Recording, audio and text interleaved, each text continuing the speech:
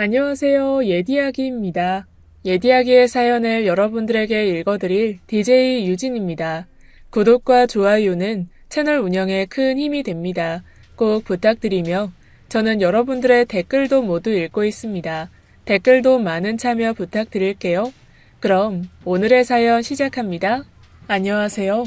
저는 프랑스에서 빵집을 운영 중인 사람입니다. 결혼은 하지 않았고요. 비혼주의자입니다.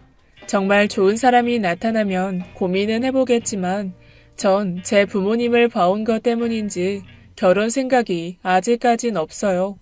전 이기적이고 희생적이지 못하고 제 행복이 제일 중요해서요. 가족이 더 늘어나면 행복할 수도 있겠죠. 그래서 아직은이라고 말씀드리고 싶습니다.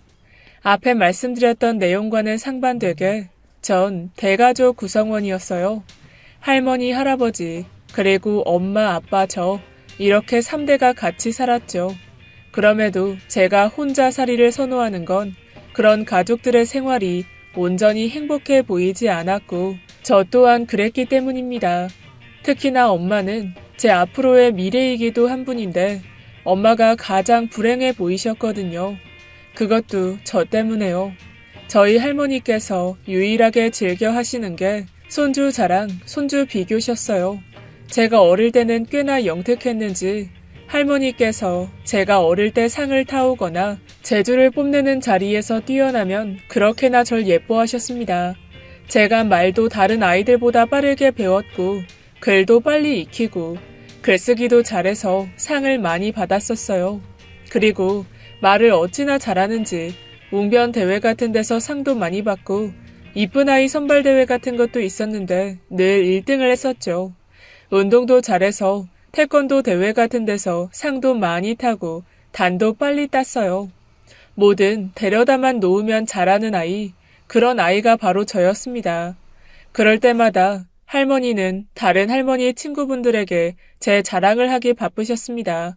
못난 아빠와는 다르게 저는 성공한 인생을 살 거라면서 말이죠. 그 어린 저를 앉혀두고는 우리 진아는 할머니 시키는 대로 잘할 거지. 네 애비처럼 끈기 없이 그러면 안 된다. 그저 네 엄마 같은 사람만 안 만나면 돼. 잘 기억이 나지 않았지만 저 또한 그런 할머니에게 더 잘 보이기 위해서 무리해가면서까지 노력을 했었고요. 속셈 학원을 다니면서 학원 시험에서 1등을 하려고 그 어린 나이에 새벽까지 잠을 못 이루고 문제를 풀고 연필을 하도 쥐어서 손가락이 변형될 정도로 공부를 했어요.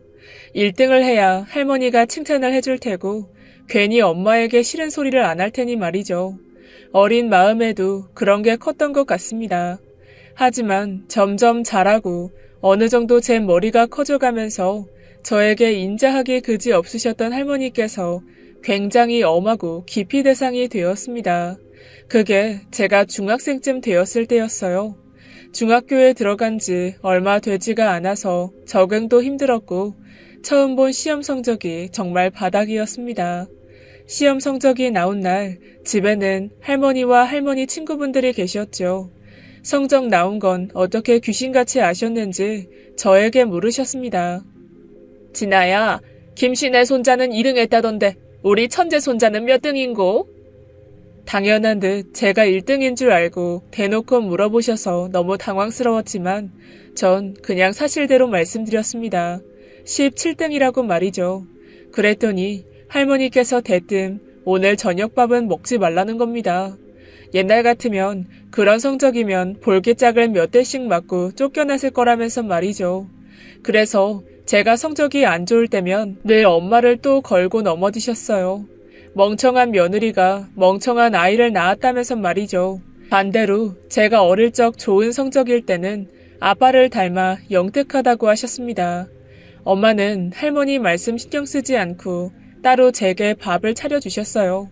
그런데 할머니께서는 어떻게 알고 오신 건지 그대로 치워버리셨습니다.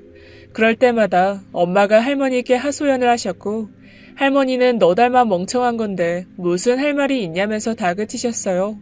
그래서 전 그때마다 제 자신을 한탄하고 한없이 바닥으로 내려앉았습니다. 엄마가 저렇게 혼나지 않으시려면 내가 잘해야 하는구나. 난 왜 이렇게 부족하고 멍청한 걸까 자책하면서 말이에요. 아버지는 서울대를 다니시다가 그만두셨어요. 하지만 명문대에 걸맞지 않게 현재는 카센터를 운영 중이십니다. 굉장히 한량 같은 분이신데 그런 아빠가 할머니 아들이라는 게 신기할 따름이에요. 엄마는 명문대 출신은 아니지만 그래도 공무원 출신이세요. 어찌 보면 학교는 아빠가 좋으실지는 몰라도 실속은 엄마가 더 있으신 거죠. 할머니는 동네 할머니들의 손자들과 저를 늘 비교하셨습니다. 그래서 다른 동네로 이사를 가고 싶을 지경이었죠. 게다가 더 화가 나는 건 할머니 친구분들 손자는 하나같이 찐따였거든요. 전 그래도 성격도 좋고 공부가 부족할지는 몰라도 공부를 제외한 것에는 나름 재능이 많았습니다. 운동도 잘하고 미술도 잘하고 선생님들이 예뻐해 주시기도 하셨고요. 밝은 성격으로 누구하고나 잘 어울리고 친구도 많은 편이었지만 할머니의 친구분 손자들, 그 찐따들, 걔네들은 진짜 공부만 하는 융통성 없는 눈에 띄지도 않는 애들이었어요. 아무도 놀아주지도 않고 가까이 하지도 않는 그런 애들이요. 그런데 어느 날 할머니께서 제가 좀처럼 성적이 오르지 않자 그 찐따 중 한 명을 집으로 데리고 오셨습니다. 걔한테 공부 잘하는 법을 배우라면서요. 그래서 제가 그때 중2병이 심하기도 하고 질풍노도의 시기이기도 해서 자존심도 상하고 그 찐따 같은 게 날 가소롭게 쳐다보는 게 너무 짜증이 나서 할머니 정말 최악이라고 소리 지르며 집을 뛰쳐나갔어요. 제 뒤로 엄마가 놀라서 쫓아오셨고요. 그 와중에 갈 곳은 없어서 집 근처 놀이터에서 그네 타며 슬픈 감정을 잡고 있는데 엄마가 제가 제일 좋아하는 아이스크림을 들고 옆 그네에 앉으시고는 최대한 할머니에 대해서 좋게 포장을 하셨습니다. 지금은 이해하기 힘들겠지만 결국은 할머니가 저 잘되라고 하시는 말씀이라고 말이죠. 그래서 그때의 반항으로 엄마가 건넨 아이스크림을 땅에 처박아 버렸어요. 잘되라고 할머니가 그러는 게 말이 돼? 오늘 할머니 때문에 내 자존감 저 아이스크림처럼 땅에 떨어졌는데? 엄마는 엄마가 들고 있던 아이스크림을 제게 다시 건넸습니다. 그럼 새 거 먹으면 된다면서 말이죠. 성인이 되면 절 건드리는 사람은 아무도 없을 거라며 조금만 견디자고 하셨습니다. 그때는 몰랐어요. 정말 견디고 있는 건 엄마였다는 걸 말이죠. 전 엄마가 준 아이스크림을 먹으며 다짐했어요. 그 찐따 같은 것들 내가 다 제껴버리겠다고 말이죠. 보란듯이 전 다음 시험에서 1등을 했습니다. 정말 잠도 안 자고 간식 같은 것도 멀리 해가면서 본때를 보여주겠다는 마음으로 했어요. 그랬더니 할머니께서 제게 엄청 비싼 자전거를 사주셨습니다. 평소에 엄마 아빠께 사달라고 노래를 부르던 거였어요. 전 할머니 욕할 때는 언제고 감사합니다를 연신 외치면서 자전거를 어루만졌습니다. 그러자 할머니께서는 거봐라, 할머니가 시키는 대로 하니 성적도 잘 나오고 원하는 것도 얻고 얼마나 좋아. 앞으로는 말 잘 듣고 공부 열심히 해서 할미 친구 손자들 다 꺾어야지. 그 말이 끝나자마자 전 신경도 안 쓰고 진짜 신나게 자전거를 타고 돌아다녔어요. 그러다 심하게 교통사고가 났습니다. 무릎 인대를 수술해야 할 지경이어서 학교도 오래간 못 가고 그달 있었던 시험도 치지 못했어요. 엄마는 하나뿐인 딸 죽을까봐 제가 눈 뜨자마자 병원에 주저앉아 아이처럼 크게 울었죠. 실신하실 때까지 말이죠. 그때 느꼈어요. 공부를 잘하고 남들에게 잘 보이는 것보다 건강한 게 부모님을 안심시키는 거라고요. 엄마는 계속 살아서 다행이다 하시며 제 얼굴을 어루만지셨고 아빠도 고인 눈물을 돌아서서 닦아내셨습니다. 지금도 가끔 지나가는 자전거만 봐도 심장이 떨리긴 해요. 그 정도로 제 인생에서 제일 큰 사고였으니까요. 그리고 할머니께서는 빨리 일어나라고 하셨습니다. 이번 시험 망쳤으니 어서 공부해서 1등 자리 찾으라고 말이에요. 그러다 제가 조금 나아져서 앉을 수 있을 정도쯤 되니 할머니께서는 저에게 그 정도면 일어날 수도 있겠다면서 어서 학교 가라고 하셨어요. 안 되면 휠체어라도 끌고 다니라고 말이죠. 억지로 절 침대에서 끌어내리시다가 제가 침대에서 떨어지면서 수술 부위가 벌어졌어요. 그리고 붕대에서 피가 보이더니 뚝뚝 흘렀습니다. 뒤늦게 병실로 들어온 엄마가 너무 놀라서 바라봤고 전 그땐 무릎이 타들어가는 고통을 느끼며 악을 쓰고 울었습니다. 간호사분들이 마구 달려와서는 할머니를 미친 사람 보듯 했었어요. 엄마는 할머니께 다시는 병원에 오지 말아달라고 했고 할머니는 엄마께 네가 뭔데 내 손주를 보라 말라고 하냐면서 더 크게 꾸짖으셨습니다. 그리고 저는 할머니 덕에 입원 기간이 더 길어졌고요. 게다가 할머니는 저 혼자 있으면 적적하고 공부도 어렵다면서 그 찐따 자식을 데려왔어요. 문병을 빙자한 희롱이었습니다. 그 자식 나랑 친하지도 않은데 왜 그렇게 할머니 말은 또 참 잘 듣는지 진짜 재수 없었어요. 아파서 누워있는 제 옆에서 수학 문제를 읽어주는데 진짜 정신병자인 줄 알았습니다. 그래서 제가 짜증내며 말했어요. 야 김민재, 우리 반 애들이 왜 다 너 싫어하는 줄 아냐? 너 그 잘난 척 그것 때문이야. 아픈 사람 옆에서 그러고 싶냐? 아니 어떤 멍청이가 소설책도 아니고 수학 문제를 읽어주냐고. 짜증나니까 꺼져. 지금은 네가 애들한테 인기도 많고 괜찮을지 모르겠지만 나중에 더 커서 내가 어른이 되면 너 같은 건 상대도 안 해줄 거니까 나한테 잘해야 할걸? 이라면서 개소리를 참신하게 해대는데 할머니와 정말 똑같은 모습에 완전 소름이 돋았습니다. 그리고 할머니까지 동참하셔서는 이럴 때 민재 같은 애랑 친해져 놔야 같은 등급의 인생을 산다면서 민재에게 칭찬만 하셨어요. 둘 다 눈앞에서 사라졌음 싶었어요. 아참, 그리고 민재는 아직까지 절 상대해주고 있고 친구가 없어서 저한테 들러붙어 있어요. 제가 소개해준 프랑스 여자와 단란한 가정을 이루고 프랑스에서 교수로 재직 중입니다. 그렇게 저의 중학교 시절은 할머니의 압박과 친해지기 싫은 할머니 친구 손자들에게 치여 흘러갔습니다. 그 친구들이 죽을 때까지 할머니의 비교는 계속될 것 같았어요. 각자가 다른 고등학교로 흩어져도 할머니와 할머니 친구분들은 손주 이야기들을 꺼내면서 노후를 보내셨습니다. 비교는 계속 진행 중이었던 거죠. 우리 애가 잘났냐, 너네 애가 잘났냐, 배틀이요.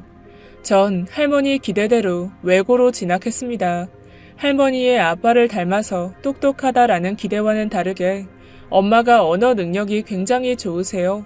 제가 성적이 안 나오거나 결과가 안 좋을 때마다 딸은 엄마 닮는다는 할머니 말씀이 일리가 있긴 한 건지 전 엄마의 좋은 능력만을 타고났습니다. 외고도 결국은 엄마 덕분이었어요. 엄마는 프랑스 영화를 좋아하셨거든요. 전 그런 엄마와 같이 영화를 보는 게 좋았고요. 자연스럽게 불어를 익히게 되었습니다. 엄마가 불어 공부를 시켜주시기도 하셨고 말입니다.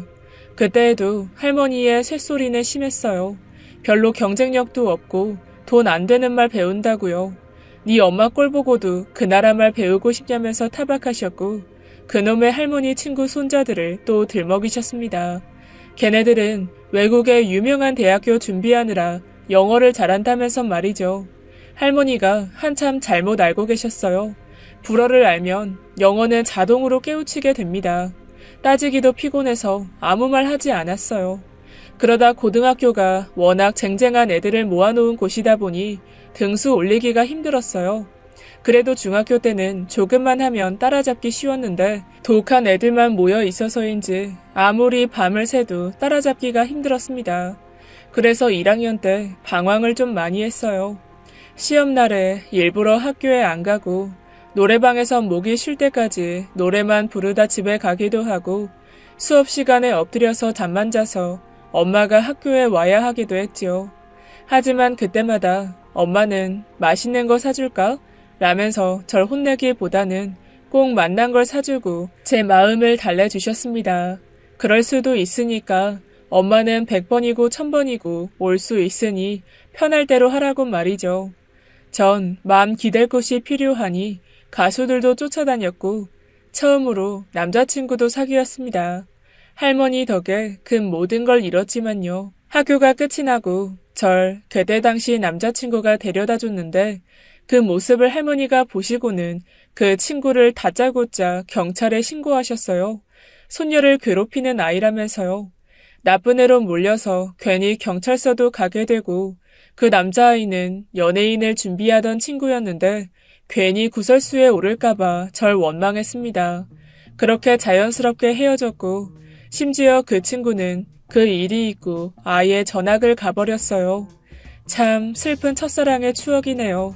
간간히 일일 드라마에 단역으로 그 친구가 보이는데 정말 잘 됐으면 좋겠습니다.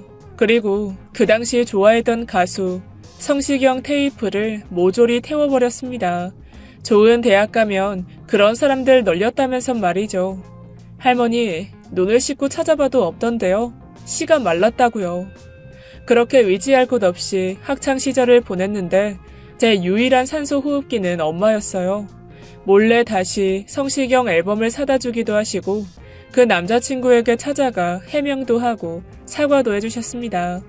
그리고 닥달하는 할머니께 그만하시라고 듣지도 않으실 이야기도 하셨고요. 그때마다 상처를 받는 건 엄마이긴 했지만 말이죠. 어느 날은 일찍 잠들어 새벽에 깨어 거실로 나섰는데 엄마 아빠의 대화 소리가 들려왔습니다. 그냥 참기에는 어머님이 점점 더 심해지시는데 아이고 어떡하면 좋을지 모르겠어요. 우리 진아 요새 상태가 많이 안 좋아요. 머리도 막 빠지고 베갯잎에 막. 그냥 어머니께 사실대로 말씀드리는 거 어때? 그건 안 되는 거 알잖아요. 나랑 약속했잖아요. 어머님을 어떻게 막을지 그거나 강구해봐요 우리. 어머니가 너무 심하시다. 제 방에 가끔 들어가 보면 애 머리카락이 한 움큼 빠져 있다면서요. 스트레스를 너무 받는 것 같고 아이가 안 행복해 보여서 엄마가 슬프다고요. 아빠는 그저 무시하고 신경 쓰지 말라는 투로만 이야기했습니다. 사실 저도 몰랐어요. 습관적으로 제가 제 머리카락을 뜯어내고 있는지요. 엄마는 그렇게 작은 것도 다 알고 계셨습니다. 그러다 여느 때처럼 할머니는 친구분 손자와 저를 비교하셨어요. 그만하라는 할머니 친구분 만류에도 불구하고요. 친구분 손자 성적표랑 제 성적표를 대어보면서 이건 어떻고 하셨어요. 전 그 모습을 한참 보다가 손끝을 손톱으로 너무 뜯어서 피가 바닥에 투둑투둑 떨어졌습니다. 할머니의 속사포 같은 잔소리에 손이 아프지도 않았어요. 그저 귓가에서 삐 소리만 들려왔습니다.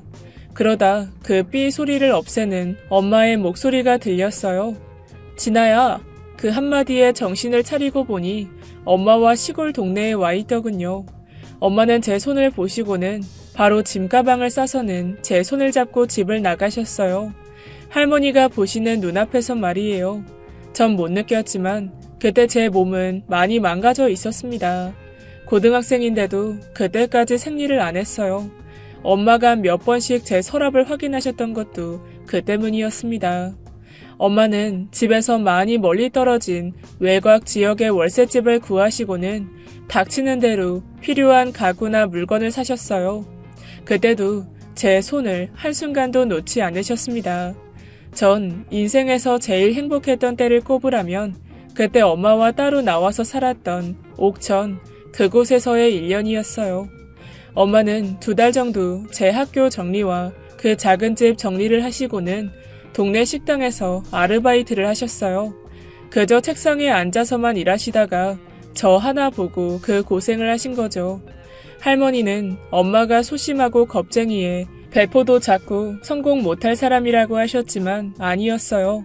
정말 짧은 기간이었지만 설거지로 시작하신 그 식당에서 주방장까지 하셨습니다.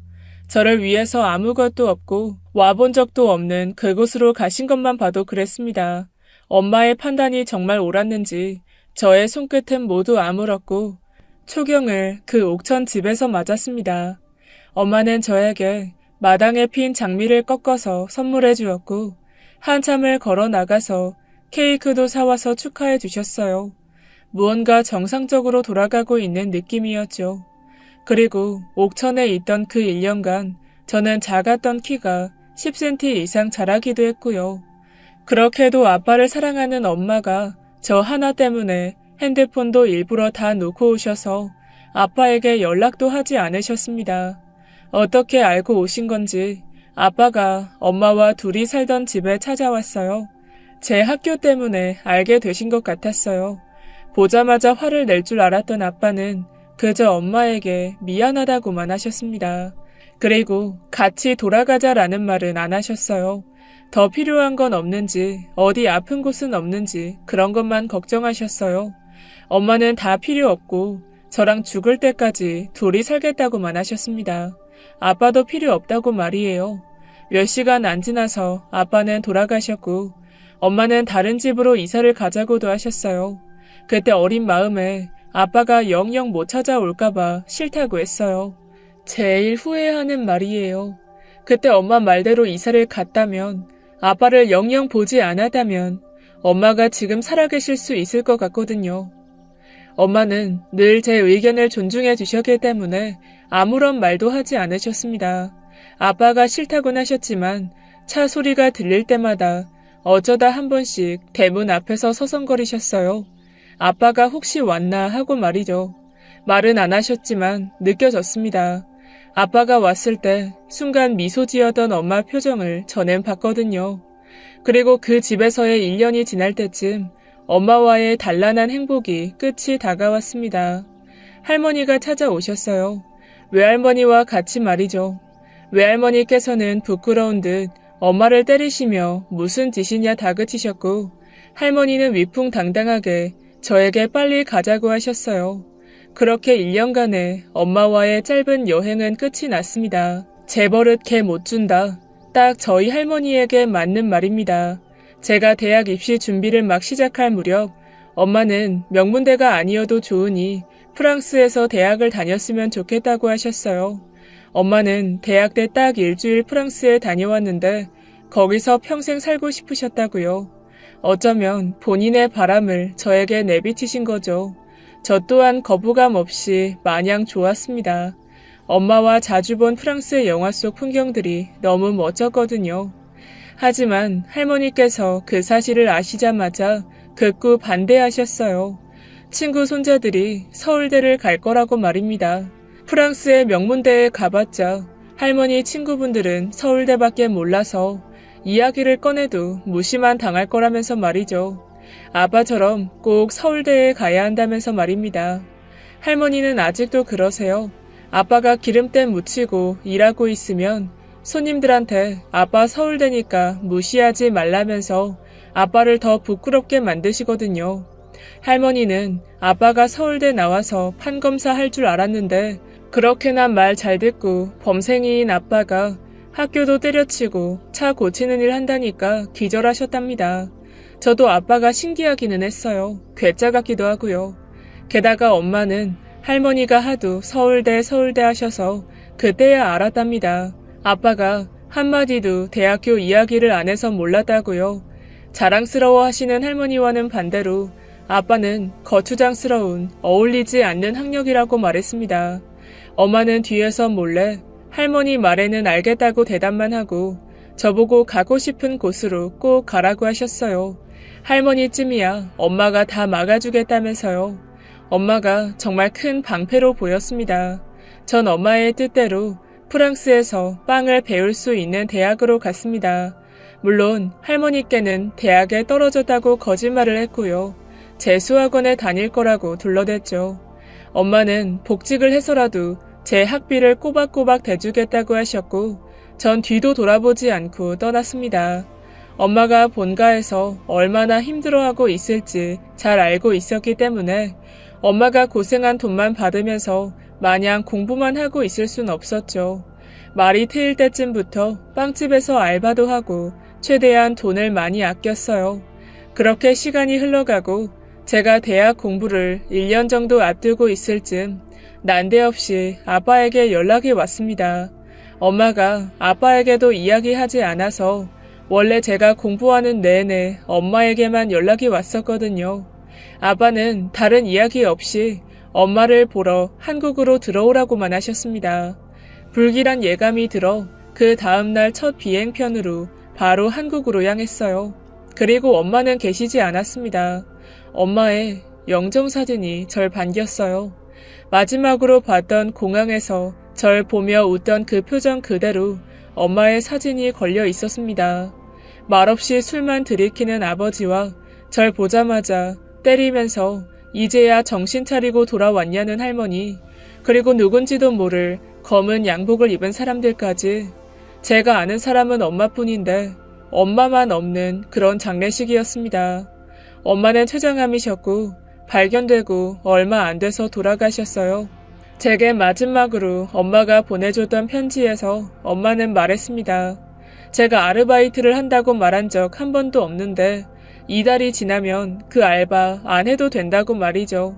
엄마의 거액의 보험금이 고스란히 제 앞으로 되어 있었으니까요. 그리고 그 장례식에서 전 처음으로 아빠의 울음소리를 들었습니다. 말없이 쭈그려 앉아 술만 드시던 아버지는 절 보고 학교 이야기만 늘어놓으시는 할머니를 멍하니 바라보다가 드시던 소주병을 던져 깨트리고는 손에서 피를 철철 흘리며 할머니께 소리를 질렀어요. 엄마, 그만 좀 해. 언제까지 그렇게 남 눈치 보고 비교만 하면서 살 거야. 그래서 그렇게 남의 자식이랑 비교해서 얻은 게 대체 뭐야? 진아 엄마 아픈 것도 다 엄마 때문이야. 소병이 나서 그런 거라고. 진아도 그렇게 만들고 싶어? 애 건드리지 마. 아빠는 피가 흐르는 손으로 절 잡고는 장례식장 밖으로 나가셨습니다. 예전 집을 뛰쳐나왔을 때의 엄마처럼요. 정신없던 저는 그제야 엄마가 떠올라 울었습니다. 이제 제 손을 잡아줄 엄마가 정말 이 세상에 없으니까요. 아빠는 엄마 장례식 마치면 바로 파리로 돌아가라고 했고 가족이랑 연 끊고 살아도 된다고 하셨습니다. 그 피 흘리는 손으로 눈물을 닦으시면서 엄마 못 지켜줘서 미안하다고 하셨어요. 정말 아이처럼 우셨습니다. 아빠의 그 모습에 엄마와의 이야기가 떠올랐어요. 엄마와 집을 나와 옥천에서 살던 때에 텔레비전이 없어서 늘 잠자리에 일찍 들었는데 나란히 누워서 이야기를 참 많이 나눴어요. 그때 들었던 아빠와의 만남 이야기가 떠올랐습니다. 길에 운전하던 차가 멈춰선 엄마가 어쩔 줄 몰라 하고 있는데 정비복을 입은 아빠가 다가와서는 고쳐줬다고요. 그리고 다 고쳤는데 더 손봐야 된다면서 일부러 차를 끌고 아빠의 정비소로 갔다고요. 너무 꼼수가 보였는데 아빠 얼굴에 묻은 검은 때가 귀여워서 따라갔다고 했습니다. 정비소에서 땀을 뻘뻘 흘리면서 일하는 걸 보면서 적어도 굶겨 죽이진 않겠구나 했다고 말이죠. 서로가 아무 배경도 보지 않고 만나셨던 겁니다. 엄마의 장례를 모두 마치고 할머니와 아빠는 서로 멀리 떨어져 걸었고 그 사이로 제가 걸었어요. 그리곤 할머니는 혼잣말 하듯이 저에게 이야기하셨습니다. 내가 아들한테 못 푼 소원 손주로 풀어보려다 며느리 죽인 년이 됐구나. 네 엄마랑 사고만 치지 않았어도 네 아빠가 서울대를 졸업했을 거고 판검사가 됐을 거다. 다 네 엄마 때문이야. 나 때문이 아니라 네 엄마가 그렇게 간 거 업보다 내 아들 인생 망친 값인 거야. 그러게 저놈이 내 뜻대로만 했어도 내 한이 3대로 이어지진 않았을 거다. 전 할머니의 말을 들었지만 못 들은 척했어요. 무식하고 미련한 말이었으니까요. 그리고 쓰러지셨다가 겨우 깨어나신 외할머니에게 엄마의 숨겨졌던 마음을 알게 되었습니다. 엄마는 돌아가시기 전에 외할머니께 이렇게 말씀하셨다고 해요. 제가 엄마가 꿈꾸던 그대로 살아가고 있어서 결국 엄마나 할머니나 다를 바가 없다고요. 할머니가 그리도 다른 손주들과 비교를 하셨던 건 아빠가 할머니의 기대치와는 전혀 다르게 살아가서이고 전 엄마가 어릴 적 꿈꿨던 대로 프랑스에서 대학을 다니고 있으니까요. 결국 엄마도 절 할머니처럼 종용한 거라고 말입니다. 전 자연스레 흘러간 거였지만 어쩌면 엄마는 저에게 엄마의 꿈을 펼쳐준 거였어요. 집안 형편이 어렵고 그 시절엔 외국 유학 엄두도 낼 수 없었으니 꿈을 접고 공무원을 선택했던 엄마, 그리고 엄마의 꿈대로 살아가고 있는 나. 전 끝까지 엄마의 꿈대로 살아가기로 결정했고 뻔뻔하게도 엄마의 목숨값으로 학위를 모두 마쳤습니다. 한국에는 거의 들어가지 않았어요. 모두가 꼴보기 싫었습니다. 그렇게나 가족이 모여 살고 있는 대가족인데 왜 엄마의 죽음 하나 막지 못했을까 원망뿐이었으니까요. 간간히 아빠의 돈이 입금되긴 했지만 쓰지 않았어요. 엄마는 돈하던 가족을 모두 등지고 외국에서 살아가고 싶고 결혼 같은 건 저를 만나지 않았으면 하지 않았을 거라고 말씀하셨습니다. 저에게 늘 내가 행복한 쪽으로 결정을 하라고 하셨으니까요. 그리고 몇 년간 연락이 없던 아빠가 엄마의 제사에는 오라며 연락을 하셨습니다. 전 망설일 거 없이 한국에 들어갔고 처음이자 마지막인 제사에 함께 했습니다. 엄마가 그랬어요. 영혼에게도 권리가 있을 텐데 여기저기 떠돌고 싶지, 싫었던 집으로 다시 가고 싶지 않을 것 같고 제사가 웬 말이냐고요. 엄마가 만약 죽는다면 제사 말고 그렇게 가고 싶었던 프랑스에서 떠돌고 싶다고 했습니다. 제사가 끝나고 제사상 위에 엄마의 사진을 집어들었어요. 아빠는 뭐 하는 거냐고 절 말리셨고 전 액자에서 꺼낸 사진을 태웠습니다. 할머니는 절 보며 지엄마 닮은 미친 것이라고 욕하셨어요. 그러면서 역시나 본디 없이 자란 애를 닮아 경우도 없고 예의도 없다고 하셨죠. 네, 맞아요, 할머니. 그렇게 생각하신다면 그런 거겠죠. 제가 엄마 딸인데 닮은 거 맞고 그 닮은 게 어디 가겠어요? 그치만 엄마가 뭘 그렇게 버릇이 없고 본데 없이 자란 건가요? 아빠한테 못 푼 한을 저한테 푸시려는 할머니가 제 눈엔 더 본데 없으신 것 같은데요? 그럼 건강하세요. 그래서 할머니 말이 다 맞다고 버릇없이 대답하고는 제 뒤로 들리는 할머니의 수많은 욕을 뒤집어 쓰며 집에서 나왔습니다. 그 길로 바로 엄마를 모셔둔 납골 땅으로 향했죠. 프랑스로 돌아갈 때 엄마와 같이 가려고요.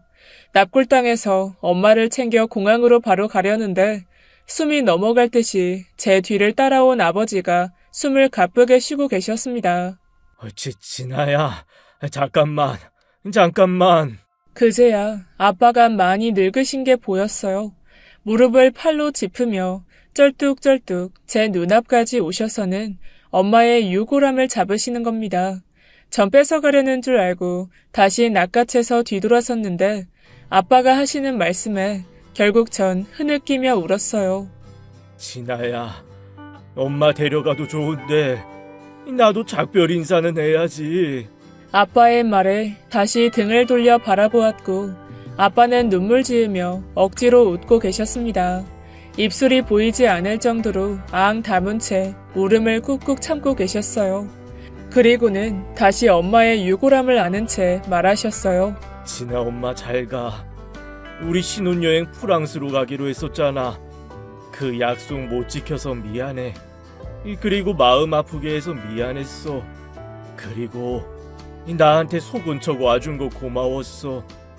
그리고 엄마 모진 말에도 끝까지 모르는 척하고 진아 얘기 안 해준 것도 고마웠고 진아 당신 친딸처럼 키워준 것도 고마워. 프랑스 가면 반드시 행복해야 돼. 잘 가라 명수가. 전 알고 있었어요.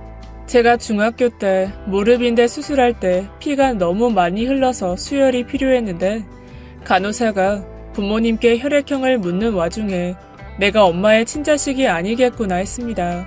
엄마는 그렇게나 엄마를 닮아서 무식하다는 할머니의 말에도 아무 소리 하지 않고 참으셨어요. 전 아빠도 닮지 않았거든요. 아마도 제가 모르는 친모를 닮은 거겠죠. 사실 무서워서 묻지도 않았습니다. 엄마에게 내가 친딸이 아니냐고 묻는 순간 정말 엄마 딸이 아닌 게 될까 봐서요. 엄마의 유골함을 매만지며 아빠는 이야기해 주었습니다. 친엄마는 저만 낳아놓고 도망쳤다고요. 아빠가 서울대를 마저 졸업도 못하고 정비공을 하게 된 것도 친모 때문이었고 엄마의 차를 고쳐주려 정비소에 데려왔을 때 그곳에 있던 제가 엄마의 품에 안겨 떨어지지 않았고 그렇게 내 엄마가 되었다고 했습니다. 엄마는 아빠를 감싸주려 속도 위반으로 아이가 생겨 시집 온 여자가 되었던 거죠. 할머니가 하도 아들 없이 사는 것보다 죽는 게 낫겠다며 난리를 치셔서 할 수 없이 할머니와 살게 되었다고 했습니다.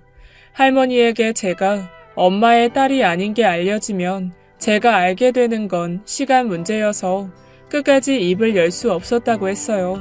그 잘못된 선택으로 이렇게 가족이 뿔뿔이 흩어질 줄은 몰랐다고 미안하다고 재차 말하셨습니다.